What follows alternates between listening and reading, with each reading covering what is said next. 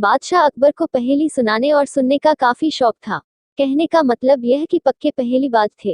वे दूसरों से पहेली सुनते और समय समय पर अपनी पहेली भी लोगों को सुनाया करते थे।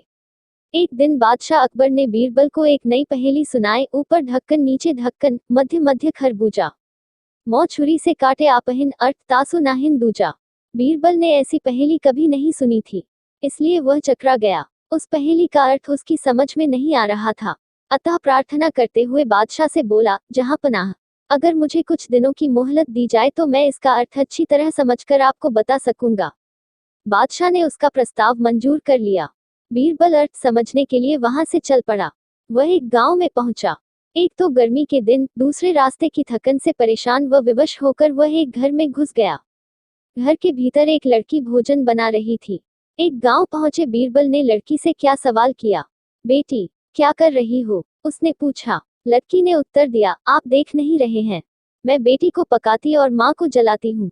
अच्छा, दो का हाल तो तुमने बता दिया, तीसरा तेरा बापू क्या कर रहा है और कहाँ है?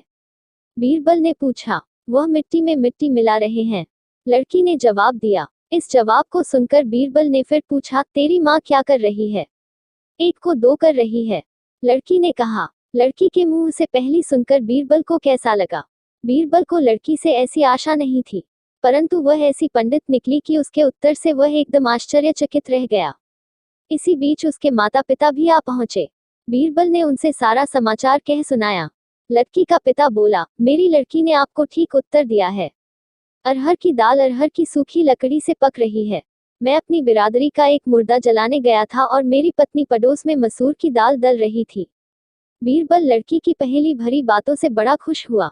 उसने सोचा, शायद यहाँ बादशाह की पहेली का भेद खुल जाए, इसलिए लड़की के पिता से उपरोक्त पहेली का अर्थ पूछा।